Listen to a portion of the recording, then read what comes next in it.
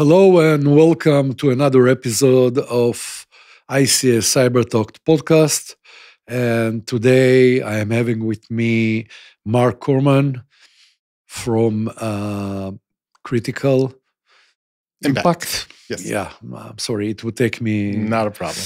Hi, Mark. Hi, nice to meet you. Thank you for coming. It's my pleasure. We will have this interview today in English. Because it would be easier, I suppose, for you, and because I want the materials to be available for your marketing all over the globe. So I would be famous. Okay. I think you already are. Thank you very much. So, Mark, you are a Chief Legal and Strategy Officer in the company, and I would like let us know you a bit better. Give us some short bio, Sure, for the audience. Sure. So I was born in 1978, giving away my age. I moved to Israel with my parents back in 1994, so over 30 years ago. At the age of 15, turning 16, going into 11th grade in Jerusalem. And fast forward, went to the army, went to law school. I started my path, my legal path, with the Ministry of the Interior, working in their populations department.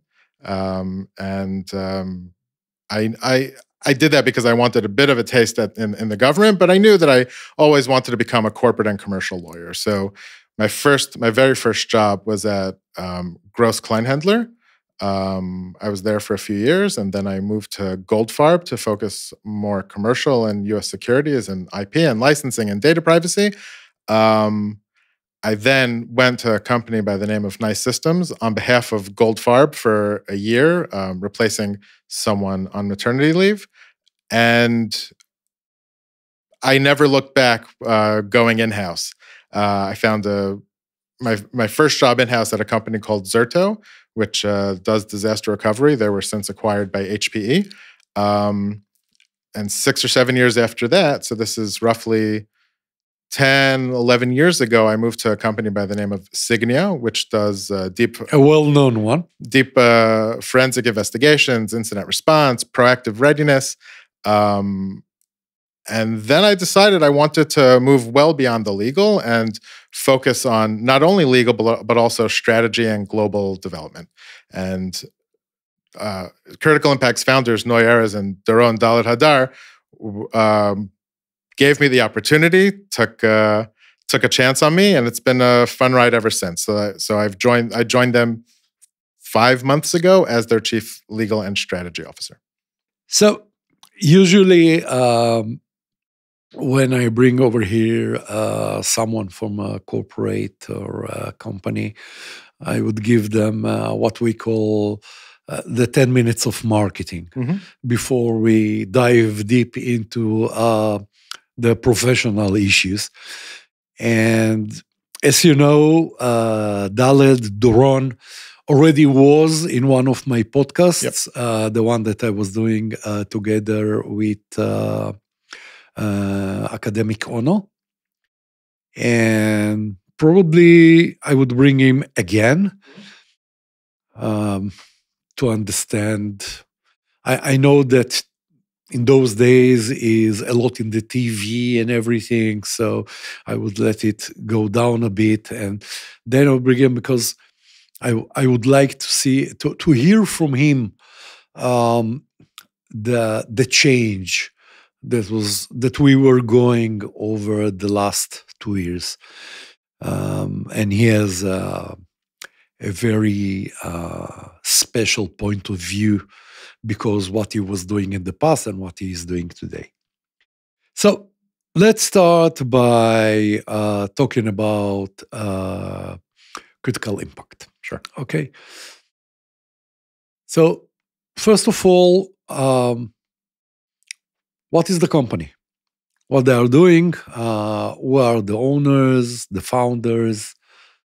Sure. So the founders are Noy Erez and Dalit, who started the company, I believe, back in 2017. They both have very deep roots in crisis management and negotiations at the very top of the IDF. And they've both led.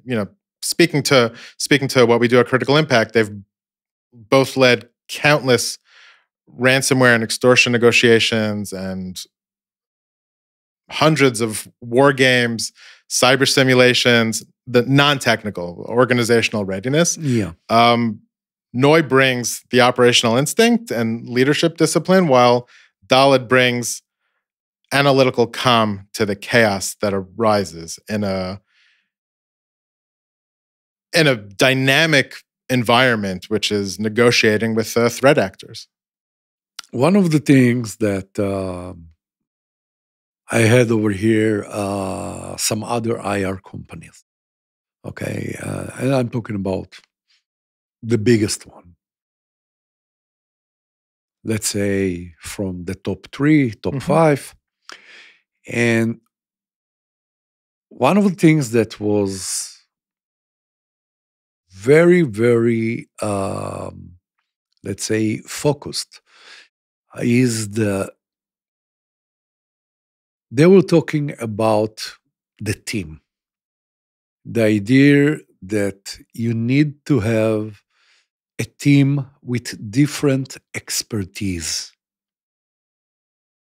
How it's in your company? So that's a great question. And I would say that the team at Critical Impact, or the diversity of the team at Critical Impact, is paramount to what we do, right? So you have Noy and Dalit, who bring all the experience, right? They bring 20, 30, 40 years of experience in mediation, negotiation, crisis management, elite crisis management. But then we also have psychologists, because when we interact with a threat actor, we want to get into their head. We want to gain their trust, right? So our clients are often highly concerned for good reason. And like I mentioned before, we bring the calm and the analytics to getting 2, 3, 4 steps ahead of a threat actor.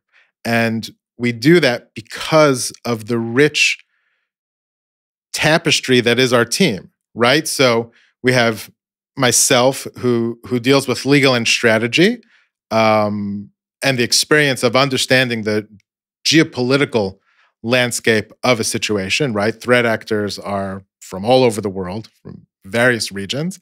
And that comes with compliance issues, risk issues, right? And then we have what we call a Kambatz in Hebrew, Ktzin Mifzaim, who he's the operational manager of an event.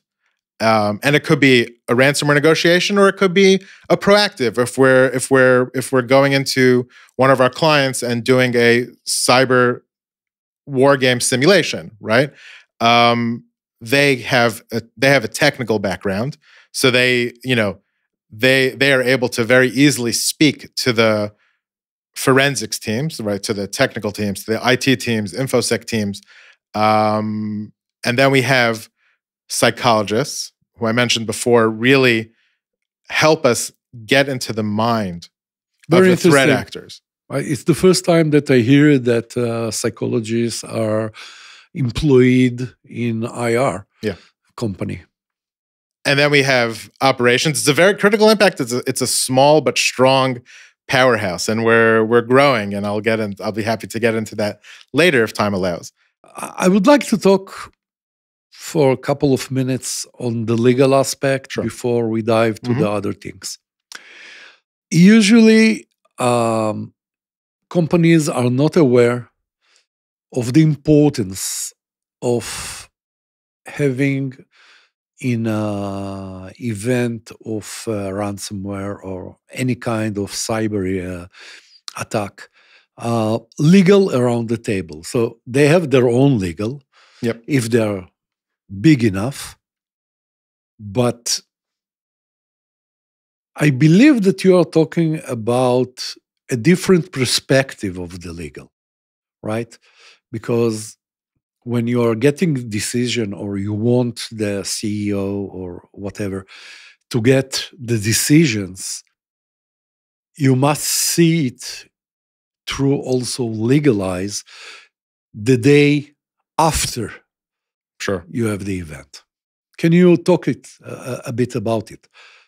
Sure. I mean, not only the day after, but during the event. Right. So even if a client has a legal team, they're not necessarily versed in the regulatory or compliance issues that arise in a cyber event, right? So on the one hand, I'm not their lawyer, right? I'm their crisis manager, or I'm part of the team that manages their crisis.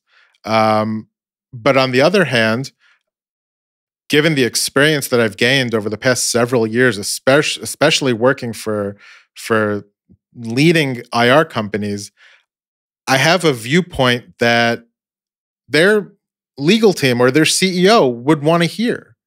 And we're actually wrapping up an event these days where I think my impact was critical, pun intended, because I brought up issues that they didn't necessarily think about, or I reviewed reports which needed a legal eye that wasn't their own.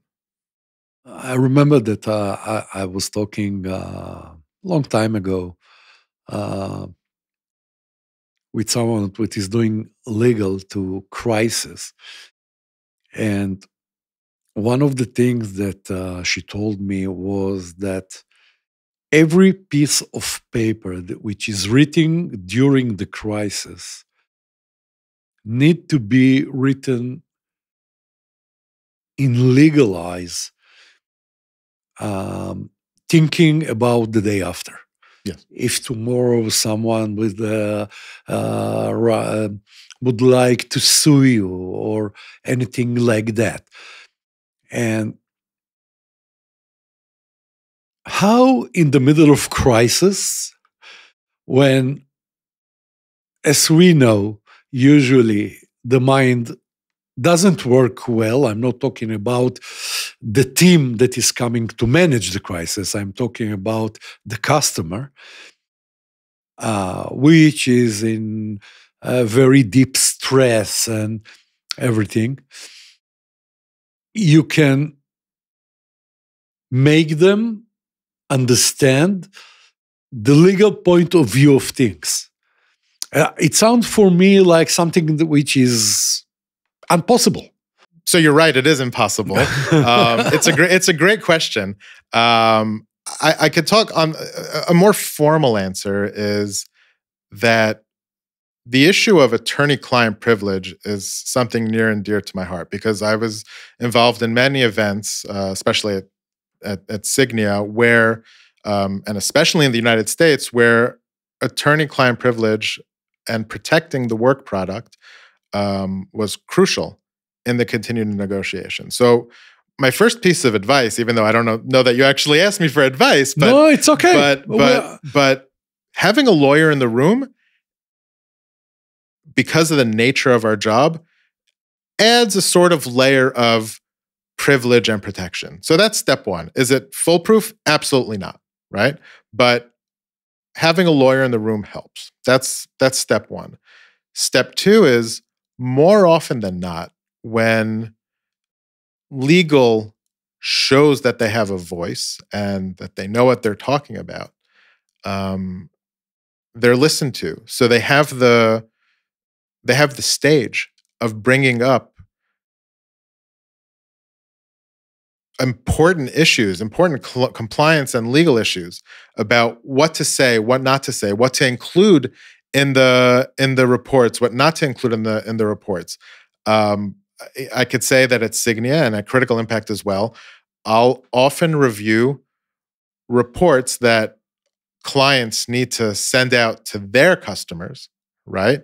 And to make sure that it doesn't include information or even statements that could land them in hot water the day after, as you said. You were mentioning about that the team dynamics, the whole team that is managing the crisis, is bringing it to something like 70% reduction. Yeah. Can you talk a bit about it? Because reduction of what? When a client is hit with a ransom notice, it usually comes with a price tag. The price tag will either come right away in the original message, and the message could be via email, via hidden text file in the client's servers, because that's where that's where they've landed, right? So at the end of the day, there's a price tag. And what does it mean when there's a price tag? It means that the client is scared, right? But we come in and we're detached of the emotion and we treat it as a business, right? That's why ransomware as a service is so big, because at the end of the day, more often than not, the incentive for the attacker is money. They're in it for money. So they treat it as a business, as a commercial negotiation, and so do we. So everything is negotiable. Price is negotiable. And the reason that we're able to bring such a high reduction in cost, it's not always 70%. Sometimes it's more, sometimes it's slightly less. But 70% is a good baseline for where our value is. We're negotiating a contract with them. That's what we're doing. And because we're able to get in their minds, or if not get in their minds, then see 1, 2, 3 steps ahead of where they may be going in terms of the dialogue with the client, they're ready to negotiate and lower the price. If I'm looking at the last 2 years in Israel, yeah, I'm saying something that I'm not sure that I'm saying something that is true. All right. Big part of the crisis wasn't about money. It was about the idea of making some kind of threat and to try disrupting the company's work. Now, over here, I don't think there is any kind of negotiation, but still you have a crisis. So how you deal with that? We can't necessarily look at them as a geopolitical threat. Then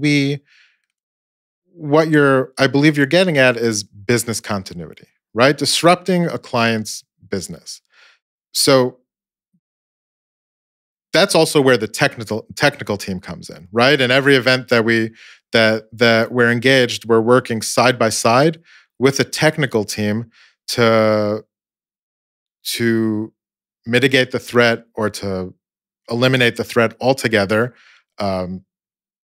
Making sure that the client has the appropriate backup servers in place, and we work together with PR and media to manage the reputational issues, because those are major in these types of events, and we just work together. That's why our experience is in communicating and tying together all the moving parts in an event, and that's PR, media, the insurer, right? When the client has cyber insurance, it's external counsel, it's the CEO, it's the CTO, it's the CISO.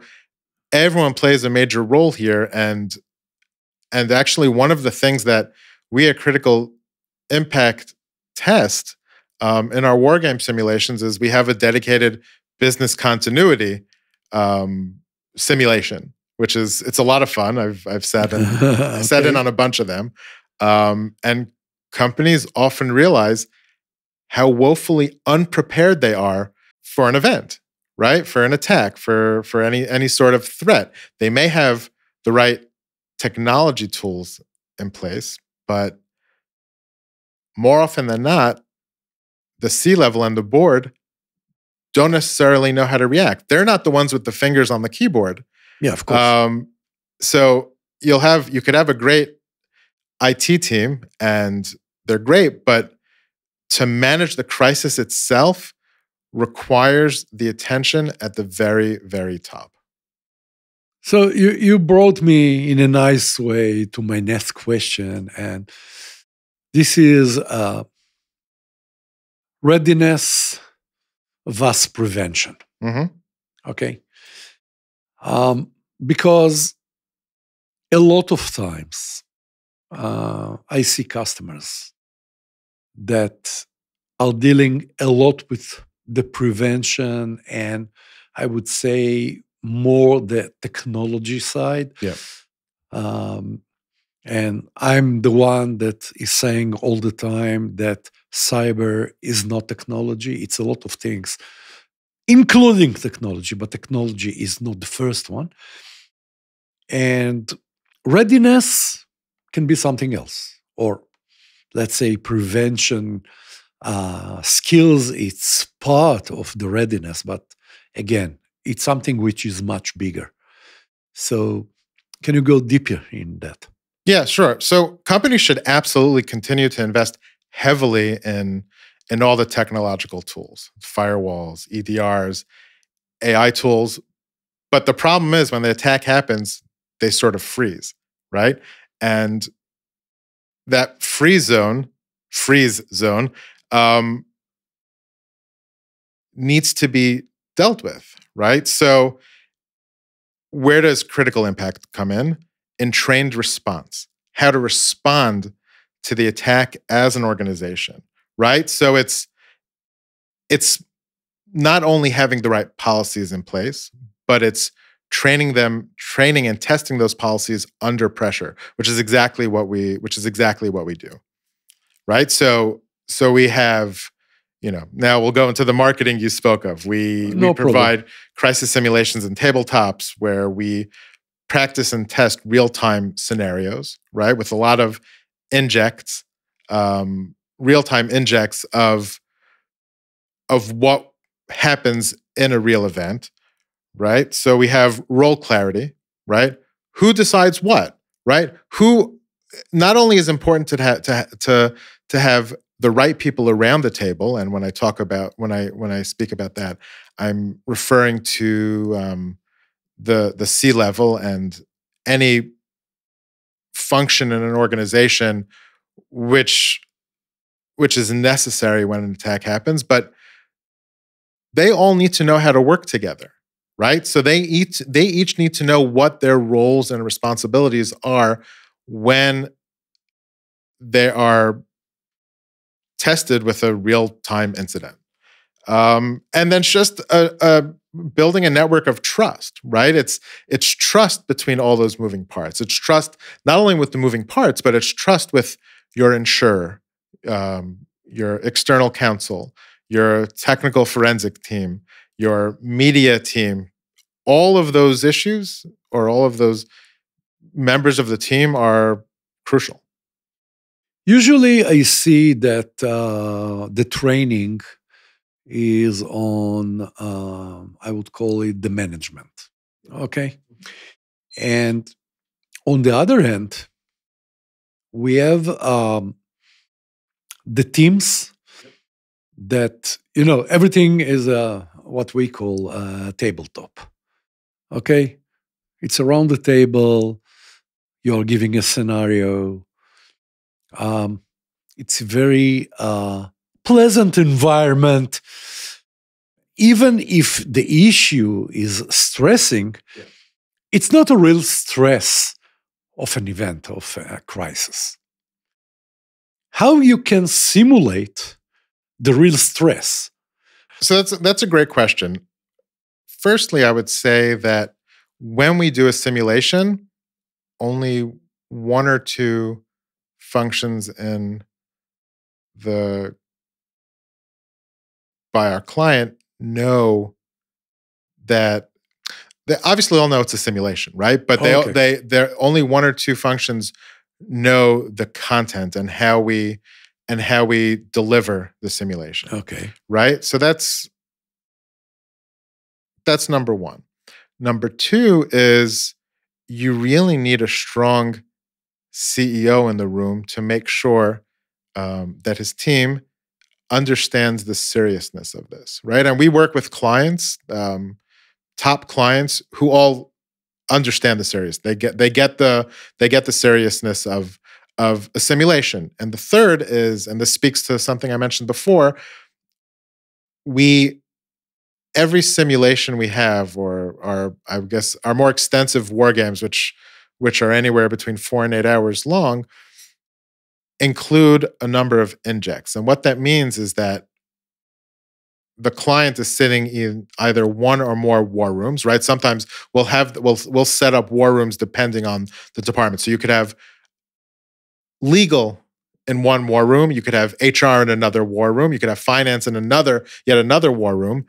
And what we'll do is we'll inject things like, okay, here's a new email from the threat actor, or we just received a letter from the privacy regulator saying, hey, we know that this happened. What are you doing? We'll actually like create letters for like official letters from the regulators asking for information, saying, hey, we know this happened.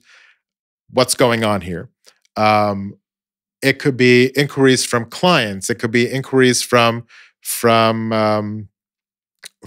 journalists, right? So we really try to simulate everything that we've seen using our experience in past events in the simulations that we deliver. We have a new guy in town, which is called the AI. Yeah. Okay. AI is not new, but the way that it is published today to everyone, it's a game changer. Okay, we see it in the day-to-day work that people are using AI for writing things, for everything. And on the other hand, we see it on the attacker side, that it's much easier today to write an attack. Yep.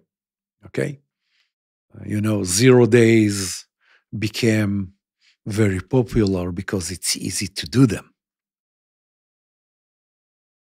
And above it, we see that the AI is used during the crisis. Okay? So it became a bit like we have, another warrior, which is called the AI. Give me your perspective. Sure. The world is moving in such a way that AI is not only the defender's advantage. It doesn't only provide the defender's advantage. It's sort of creating a cyber arms race when used by the wrong people, right? So they're using, for example, attackers are using AI to create unbelievably real deepfake messages. They're creating perfectly crafted phishing emails. Oh, yeah. And not only that, they're using AI to automate scanning and exposing vulnerabilities in the systems which they attack. And this sort of has enhanced the whole world that I mentioned before of ransomware as a service, right? So the cost of entry is low, right? A teenager sitting in their parents' basement can launch sophisticated campaigns with minimal skill, and that's it. I mean, it's making the attacks a lot more sophisticated and a lot harder to detect. So companies have to counter that with the usage of their own AI tools, right? They have to keep up. But I agree with you. AI is as good as it is, and I think it should be continued to be enhanced and improved and used. It's making things a lot easier for attackers. Do you see in crisis in the last year, I would say, that you had the feeling that you negotiate with AI, or AI is deeply involved? Can you know that? You can know that. Sometimes we'll take the message and run it through to see if it was. We'll use AI to see whether there are patterns, different patterns in the ransomware notes, but often not, right? And more often than not, where we have to employ the human touch in our methodologies, which is critical in what we deliver to the client and in a negotiation. Um, Having seen dozens of ransomware notes over the past few years, um, they're really, really attackers are really, really good at making the note not sound perfect, right? Make it Mhm. sound as if they're real people. So we have to assume there are real people on the other side of the keyboard. One of the things that we see very deeply in, or that is affecting right now, it's the phishing. That once you would reading a message, SMS, or a WhatsApp, or even an email, and said, okay, fine, this is phishing. It's very understandable. The language is not the right language. It's looking, well, in one look, you are saying, okay, it's fishy. I see today messages and emails, which even I needs to take a good look to make sure if it's real or not. Still, you have some signs, like the email address, and it's paypal.com, or some signs that you say, okay, fine, this is phishing. But it's not anymore like, oh, okay, fine, it's phishing. You need to attract your attention very well to Absolutely. understand. Absolutely. And we know that there are two ways that the attackers will come. Now, there are more, but the main one would be through the supply chain Yeah. and through phishing. Phishing uh, and social engineering. Yep. Now, one of the things that is very important while dealing with a cyber attack is to understand who is patient zero, where it started. Okay? And I'm sure that your forensic guys are doing that all the time. The question is, do you publish or send this information, let's say, to Malach Cyber, or someone that can use this information to prevent to prevent it happen in other places. How it's working? So if we take a step back from the cyber directorate, Yeah. My comment in general on phishing emails or suspected phishing emails is that in every single situation, your CISO is your friend, right? And what I mean by that is, given the nature of my job and given the fact that it's public facing, more often than not, I was the target of phishing attacks, and it made me very paranoid. Now, sometimes it's not really good to be a paranoid person in this world, but sometimes you have to be. And I would forward virtually every email, which I thought there was even a 1% chance of it being bait, right? To our CISO to clear it. Utilize that relationship, right? And it could be a company of 10 people, it could be a company of 10,000 people. And let the CISO handle it, right? That's their job, which is one of the most important jobs in organizations these days. Now, in terms of involving the cyber directorate, so the answer is sometimes, right? Because it's a priceless information. I imagine forensic teams, right, do share that information. Well, not only with the cyber directorate, more often than not, they'll come out with public advisories, right, and which are great. Let's go to another new guy in the town, which Amendment 13, and this is directly to you because you're dealing with legal. And so for those that doesn't know, Amendment 13 is about privacy. And the big change in this amendment is that there is liability. Until now, it was, well, yes, no, maybe. Now there is a very clear liability of company, directors, managers, and even it can bite quite well in money. So first, give me your impression about what is happening right now in Israel about the Amendment 13, how you feel it. Do you have customers that are coming and saying, well, help me because I'm not sure?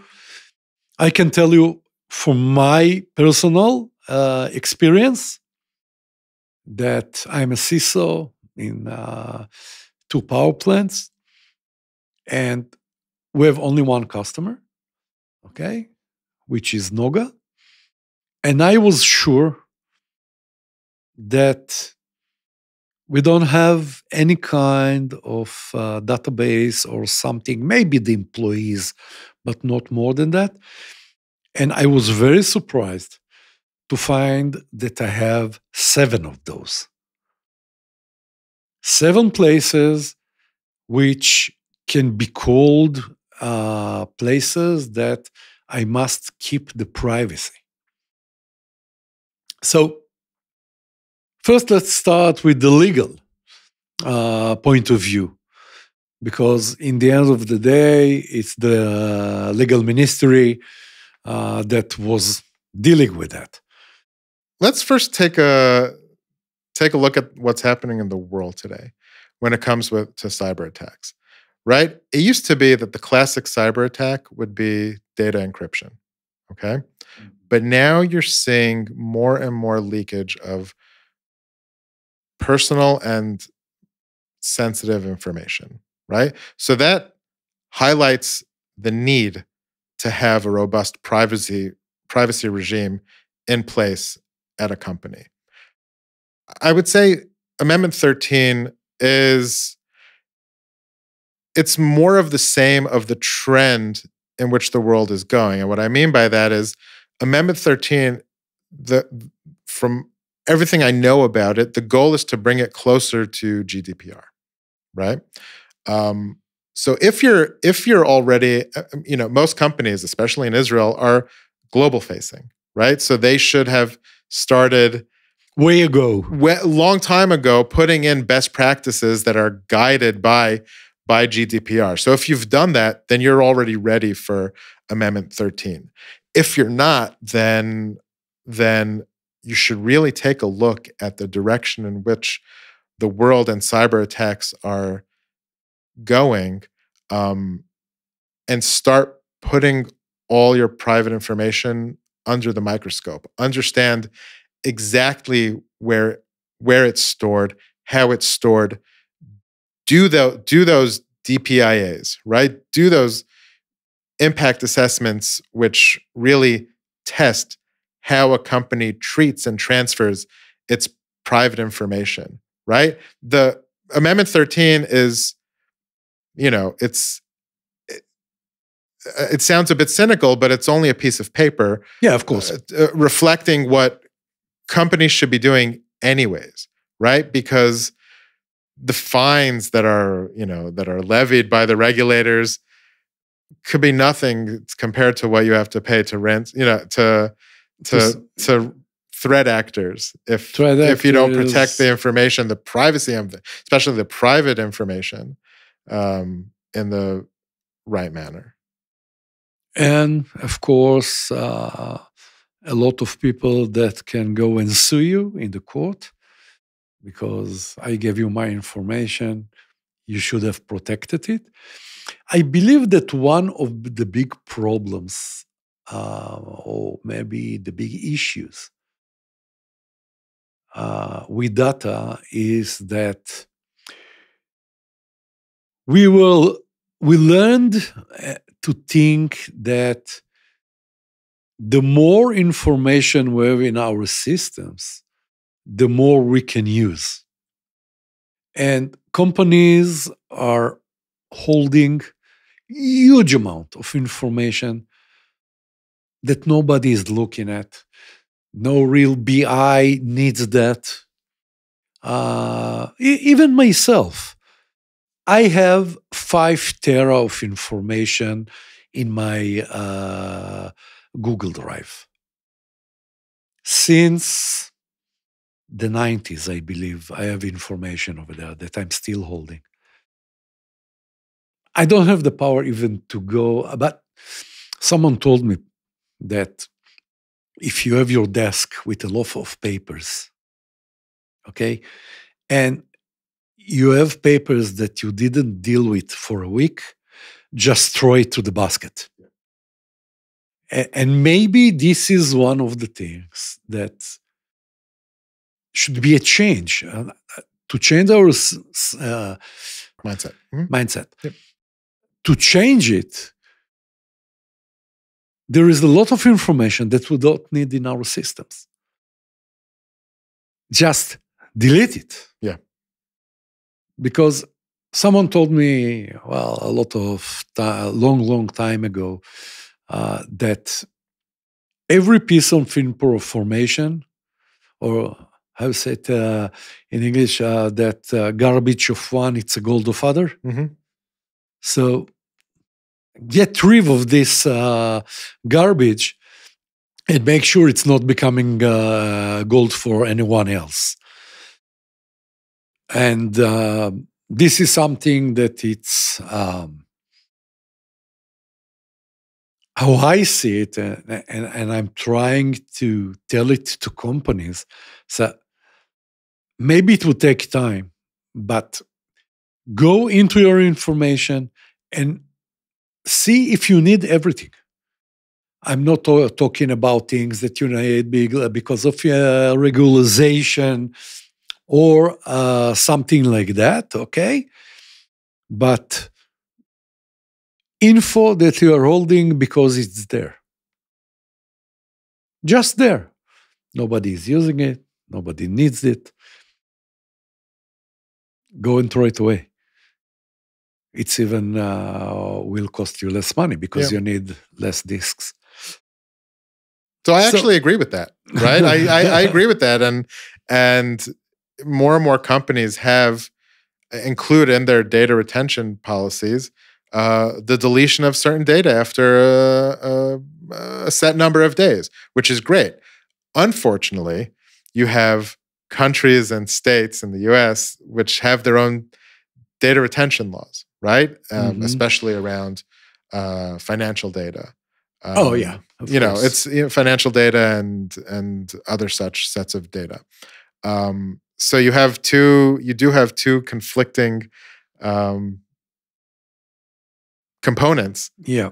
Where on the one hand, it's in the best interest of a company to get rid of personal or sensitive information as quickly as possible, so long as it really doesn't need it. On the other hand, it's got obligations, obligations and laws and regulations that prevent it from deleting the data.